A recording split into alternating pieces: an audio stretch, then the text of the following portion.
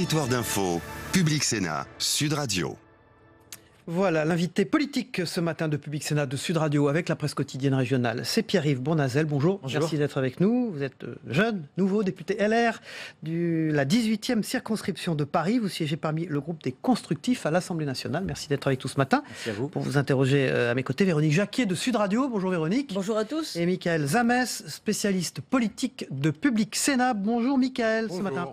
Pierre-Yves Bournazel, Valérie Pécresse renonce à se présenter à la présidence du mouvement Les Républicains.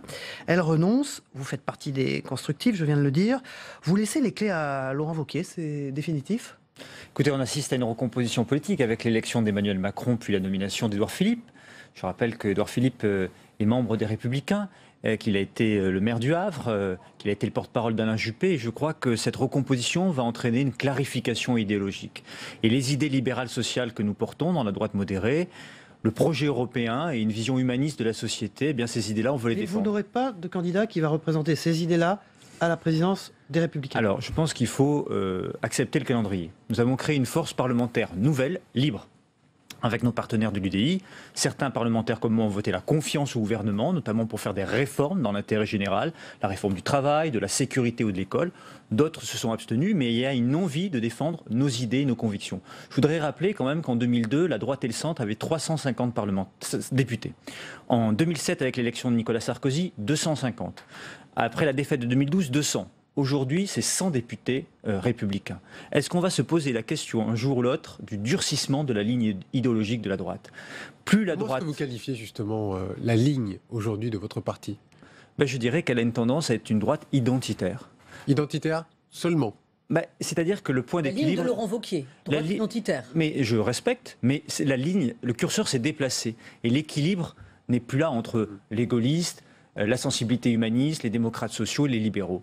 Et donc, quand on s'engage dans la vie publique et dans la vie politique, on se bat d'abord pour des idées et des convictions. Et ces idées et ces convictions-là, on a du mal à les faire entendre dans les Républicains. Donc, la question ne s'adresse pas tant à nous que... Ça veut dire qu'on va vers une scission des Républicains. Mais ce n'est pas une scission. Nous avons vers une explosion du parti, clairement. Une force parlementaire nouvelle. Voilà un bel exemple de ce qu'il ne faut pas faire. On entend parler d'exclusion. Les Français ne veulent pas de ces vieilles méthodes politiques. L'exclusion de Thierry Solère. Oui, écoutez, Thierry Solère a organisé la primaire de la droite et du centre. On doit lui en être reconnaissant. Il a bien fait le travail. Édouard Philippe a été un grand maire du Havre. Il est aujourd'hui Premier ministre et il défend des idées qui ont toujours été les nôtres dans la droite modérée. Bon, on pourrait donner 1000 exemples. Et aujourd'hui, la seule réponse qu'on a, c'est on exclut. Moi, je suis pour qu'on rassemble à partir d'idées et de convictions. Mais qu'est-ce qu'elle a de dangereuse, cette notion d'exclusion pour vous? Christian Estrosi dit hier, ce sont des méthodes staliniennes. Vous partagez cette idée? Des méthodes du passé. Je crois que ce n'est pas tirer les leçons des échecs de la droite et du centre depuis 2012, l'échec de 2012, l'échec de 2017, et que je crois, moi, qu'il faut être positif et constructif, justement. C'est une faute politique ou pas pour l'avenir? Je crois que c'est une très mauvaise idée.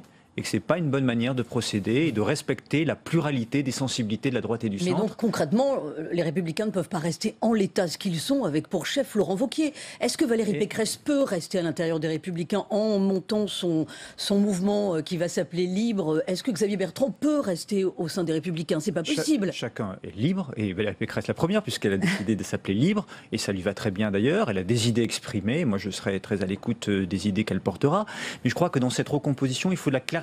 J'insiste là-dessus, de la clarification politique. Mais vous, votre clarification. J'ai été clair. Est-ce que vous allez quitter les Républicains ou pas? Au vu de tout ce que vous venez de nous dire. Moi, je défendrai d'abord mes idées, mes convictions. Si je pense que mes idées, mes convictions ne peuvent pas se retrouver dans les Républicains, eh bien j'en tirerai les leçons. Et donc vous quitterez les Républicains. Il faudra monter une force politique nouvelle, un mouvement politique, avec toutes celles et tous ceux qui ont des idées européennes, libérales et humanistes, qui sont dans les Républicains, dans l'UDI, dans le MoDem, au centre, et qui ont envie de faire avancer d'abord leur pays, l'intérêt général et leurs convictions. Vous créez un parti avec les centristes, avec les progressistes, dont vous, c'est une force pour le Premier ministre? Un parti pour le Premier ministre ? Non, je ne vois pas les choses de cette façon. Moi, l'engagement politique, pour moi, un mouvement politique, c'est un instrument pour porter des idées, des convictions. Si on pouvait le faire, et si on peut le faire dans le cadre de notre mouvement Les Républicains, je m'en réjouirais. Encore faut-il qu'on accepte la pluralité des idées. Si on considère que certains ont de mauvaises idées et que donc ils ne sont pas dans la ligne et qu'on doit les sanctionner, les exclure, eh bien c'est la preuve que les Républicains ne sont plus en capacité de rassembler. Alors Pierre-Yves Bournazel, fort de ce que vous venez de nous dire, est-ce que le bureau politique qui doit se tenir demain est légitime? Parce que Thierry Solère, lui, le juge illégitime. Ce qui est vrai, c'est que le dernier président des Républicains élu, c'est Nicolas Sarkozy. Battu au premier tour de la primaire, il a décidé de se retirer de la présidence des Républicains. Il y a eu une direction qui a été nommée intérimaire par le candidat d'alors qui avait été désigné. Et vous la jugez légitime, cette direction, ou illégitime? Elle n'a pas été élue par les militants. Donc elle n'est pas légitime pour vous? Disons que dans un grand mouvement politique, si quelques-uns décident de l'exclusion d'autres parce qu'ils ne sont pas exactement dans la ligne, alors que la ligne n'a pas été tranchée par les militants, ça pose quand même un problème de légitimité. En cela, Thierry Solère a raison. C'est Pierre-Yves Bournazel, député LR de la 18e circonscription de Paris, qui est notre invité ce matin dans Territoire d'Info. Vous siégez au groupe Les Constructifs à l'Assemblée nationale. Coup d'envoi justement à l'Assemblée du projet de loi d'habilitation qui permet au gouvernement d'agir par ordonnance sur le Code du travail. Vous allez la voter ? Oui, parce qu'il faut aller vite. Il faut aller vite parce que, comme élu de terrain, je rencontre beaucoup de chefs d'entreprise, TPE, PME, dans l'innovation, des commerçants, des artisans, et ils nous disent quoi depuis des années ? Il faut libérer les énergies. On a trop de contraintes pour créer de l'emploi, et je crois qu'Emmanuel Macron, parmi tant d'autres, ont compris cela pendant l'élection présidentielle et ont porté des idées, notamment la réforme du travail. Et donc il faut bien sûr soutenir cette réforme-là. Il va y avoir un débat, Madame Pénicaud va venir devant l'Assemblée cet après-midi, nous allons l'écouter, nous allons débattre, nous allons faire des propositions. Et d'ailleurs le groupe des Constructifs souhaite participer à la rédaction de ces ordonnances.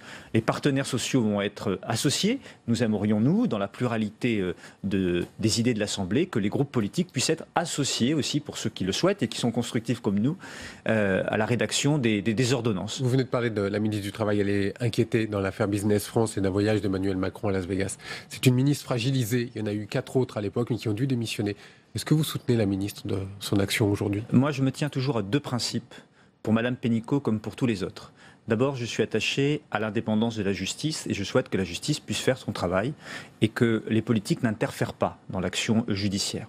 Deuxièmement, je suis attaché à la présomption d'innocence, ça paraît important, et qu'on n'entrave pas aussi l'action d'une ministre comme de n'importe qui d'ailleurs. Parce que sinon... C'est le cas pour les 4 autres ministres qui ont dû partir. Oui, mais j'ai toujours dit la même chose, que ça concerne des ministres ou des gens, ou des personnalités qui ne sont pas ministres, que ce soit de gauche ou de droite. Je m'en tiens à ces 2 principes parce que le fait de commenter plus crée déjà un problème pour moi sur le plan éthique. Pierre-Yves Bournazel, Emmanuel Macron donne son feu vert à l'exonération de la taxe d'habitation pour 80% des Français, et ce dès 2018. Est-ce que vous approuvez cette mesure? Oui, en tout cas, moi je suis pour une règle très simple, c'est que les constructifs vont peser d'ailleurs dans le débat pour qu'on recherche toujours une baisse de la fiscalité et en contrepartie qu'on fasse des efforts sur la baisse de la dépense publique. Plus on aura le courage de baisser la dépense publique sur un certain nombre de domaines, de lutter contre les doublons entre les administrations centrales. Oui, mais là ce n'est pas le sujet pour la taxe d'habitation. La taxe d'habitation, on va la faire porter sur 20% des Français. Non, je pose le diagnostic. Plus on fera d'efforts sur la baisse de la dépense publique, plus on pourra baisser un certain nombre d'impôts et de taxes et plus on pourra avoir un calendrier rapide. Donc je préfère que la taxe d'habitation soit supprimée le plus rapidement possible. Et s'il y a un effort dès l'année prochaine, je m'en réjouis. La situation financière du pays est très délicate. Nous avons un endettement très élevé, nos marges de manœuvre sont limitées. L'État va quand même devoir trouver au bas mot 10 milliards d'euros pour compenser la perte de la taxe d'habitation. Et je souhaite. Et c'est un manque à gagner pour les collectivités. Et je souhaite que ça se fasse sur la baisse de la dépense publique. Je souhaite que toute compensation se fasse sur la baisse de la dépense publique et non pas dans la recherche d'augmentation de notre impôt. Et c'est ce que nous porterons, nous, chez les constructifs. On a besoin de libérer notre économie, donc de baisser la pression fiscale à la fois sur les ménages et les entreprises. Je me réjouis d'ailleurs que le gouvernement l'ait compris en baissant les cotisations salariales. C'est-à-dire qu'aujourd'hui, les 20 millions d'actifs vont gagner du pouvoir d'achat. Ils vont gagner du pouvoir d'achat. Par exemple, pour une personne qui gagne le SMIC aujourd'hui, ça va être 250 € supplémentaires chaque année. Mais pour les retraités et les fonctionnaires, la potion risque d'être amère quand même. Du salaire net, du salaire brut. Oui, mais je pense que pour augmenter, par exemple, un jour le pouvoir d'achat des fonctionnaires, il faut clairement expliquer, dans l'intérêt général, qu'il faut une fonction publique qui soit moins importante. C'est-à-dire qu'il faut sacraliser les postes qui ont un intérêt direct pour l'action de la collectivité et qui a trop de doublons dans notre administration centrale, déconcentrée, décentralisée. Il faut faire la réforme de l'État et de nos collectivités et avec ce courage politique-là, alors nous pourrons à la fois baisser les impôts et mieux valoriser le travail de nos fonctionnaires. Et en quelques jours, on est passé de « il faut faire des économies partout » à du coup, on va retarder certaines annonces. Il faut trouver 7 milliards d'euros et on va donner 7 milliards d'euros de baisse de prélèvement. Et puis finalement, on revient en arrière et on dit finalement, si on va faire les annonces de campagne, notamment sur la taxe d'habitation. Ça ne semble pas un peu de la cacophonie, tout ça ? Non, mais ça dépend parce que je vais vous dire une chose. Je crois que moins d'une semaine, cap, non, le cap est clair. C'est on fait des efforts pour baisser la dépense publique parce qu'on veut maîtriser et baisser les impôts et les taxes. Entreprises et ménages. Un calendrier a été annoncé. Il y a un raccourcissement des délais, on ne peut que s'en réjouir, puisque nous, dans les constructifs, c'est ce que nous plaidons depuis le départ. Ce qui est important de comprendre, c'est que face à... Ça donne le tournis aux Français, vous comprenez ? Non, parce un jour, on fait des économies, le lendemain, on dissipe pour la taxe d'habitation. Il faut qu'on apprenne aussi à être un peu positif dans nos explications. On annonce tout le temps, c'est l'augmentation de la CSG. Mais à côté, on n'explique pas qu'il va y avoir une baisse des cotisations salariales dont je parlais tout à l'heure. Et qu'en fait, les 20 millions d'actifs vont être gagnants. Ça veut dire qu'on va mieux rémunérer le travail. Et moi, j'ai toujours défendu dans la droite modérée, et je pense qu'on est nombreux, l'idée qu'il faut défendre celles et ceux qui travaillent, qui font des efforts et qui ont des revenus modestes. Et ça, ils vont être gagnants. Vous êtes plus constructif, vous êtes En Marche. Non, je suis constructif. Et si je suis d'accord avec En Marche, je m'en réjouis parce que le but, c'est de faire avancer le pays. Et c'est faire avancer le pays pour qu'il retrouve le chemin de la croissance et de l'emploi et pas faire avancer son parti ou sa boutique. Pierre-Yves Bournazel, quelque chose de très factuel. Vous êtes au Conseil de Paris. Les migrants sont de retour porte de la Chapelle, alors que 2770 personnes ont été mis vendredi dans des centres d'accueil en Ile-de-France, et qu'il y a tous les jours d'ailleurs de nouvelles arrivées de migrants dans la capitale. Donc que préconisez-vous pour régler cette situation ? D'abord, je voudrais dire que c'est un problème très complexe et que ça ne se résout pas avec un coup de baguette magique. Le problème des migration en 2 mots, et la grande question du XXIe siècle, le déplacement des populations. La politique migratoire, d'ailleurs, c'est le grand défi d'Emmanuel Macron, non ? Oui, c'est le grand défi de l'Europe et de la planète pour le XXIe siècle. Donc moi, j'érige 3 principes. Le premier principe, c'est la dignité. La dignité des migrants, qu'ils soient des réfugiés politiques ou des migrants économiques. Mais là, on voit que l'accueil avec les centres ne suffit pas. Attendez, oui, je suis d'accord, mais d'abord, érigeons des principes, parce que si on ne sait pas où on va, on ne peut pas résoudre les problèmes aussi importants que cela. La dignité vis-à-vis des migrants. Je préfère qu'ils soient dans des centres humanitaires d'accueil, parce que ça les protège des passeurs et ils peuvent vivre dans des conditions d'hygiène. Et ça évite les problèmes pour les riverains. Deuxième principe, la tranquillité des riverains qui subissent des nuisances importantes parce que des trafics se greffent par-dessus la présence de campements sauvages. Mais là, on n'arrive pas à assurer la tranquillité des riverains de la Chapelle. Le démantèlement il faut une loi comme le propose Anne Hidalgo ? Comment ? Il faut une loi comme l'a proposé la maire de Paris ? Mais beaucoup de sujets ne répondent pas à la loi, d'ailleurs. Pourquoi pas ? Il peut y avoir des sujets, mais la plupart des choses doivent être faites en dehors de la loi. Par exemple, l'harmonisation du droit d'asile européen, le raccourcissement des délais d'obtention du droit d'asile à 6 mois. Tout ça, c'est pas besoin de la loi. Donc, on peut aller. Elle a eu tort. Mais non, je n'ai pas dit qu'elle a eu tort. Elle amène ses idées. Non, mais moi, je ne suis pas dans une critique systématique. Elle essaye d'amener des idées face à un problème. Et puis, il faut protéger donc la tranquillité des riverains. Et troisièmement, il faut s'attaquer aux racines du problème. La racine du problème des migrants économiques, c'est le problème du développement. Et il faut que l'Europe soit moteur sur une politique de co-développement et de coopération pour développer l'accès à l'eau, à une nourriture de qualité, à l'école et à la formation dans ces pays-là. Si on se désintéresse de ces pays-là, eh bien ça veut dire qu'on se désintéresse de notre propre sort. Et moi, je suis pour des centres d'accueil humanitaire dans les grandes métropoles, sur la route des migrations, afin qu'il y ait un effort partagé et on sera gagnant-gagnant. Pierre-Yves Bournazel, le comité international olympique décide demain du jumelage ou non de l'attribution de 2024 pour les Jeux olympiques. Si Paris gagne, est-ce que c'est la victoire d'Anne Hidalgo ? Ah ben, une partie en tout cas, les maires de Paris. Mais ça sera une victoire collective. D'abord du monde sportif, puisque cette candidature est pilotée par Tony Estanguet et Bernard Lapassé.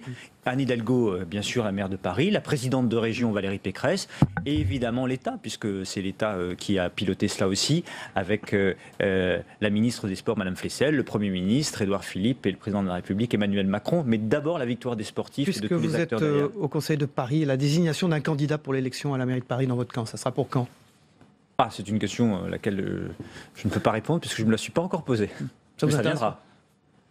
Ça vous intéresse ? Peut-être qu'un jour ça m'intéressera. Vous pourriez être candidat ? Pas aujourd'hui, en tout cas. Michael, vous avez une dernière question, je crois ? Oui, on a appris là, pendant l'émission que Nicolas Hulot avait l'intention de fermer un certain nombre de centrales nucléaires pendant la campagne électorale, notamment à droite, on était contre. Et vous ? Moi, je suis quelqu'un de pragmatique. Fermer des centrales nucléaires, il y a deux conditions. D'abord, il faut des éléments qui montrent que ces centrales doivent être fermées pour la sécurité des Français. S'il y a des problèmes de sécurité, eh bien oui, il faudra assumer qu'elles soient fermées, mais il faut une compensation. C'est-à-dire qu'il faut avoir une stratégie, et je pense que Nicolas Hulot, là, comme ministre de la Transition écologique, pour transformer cette énergie nucléaire en d'autres formes d'énergie renouvelable. Merci Pierre-Yves Bournazel, oui, député LR de la 18e circonscription de Paris, qui siège parmi le groupe des constructifs à l'Assemblée nationale. Merci d'avoir été notre invité. On passe au débrief de vos propos dans un instant. Merci.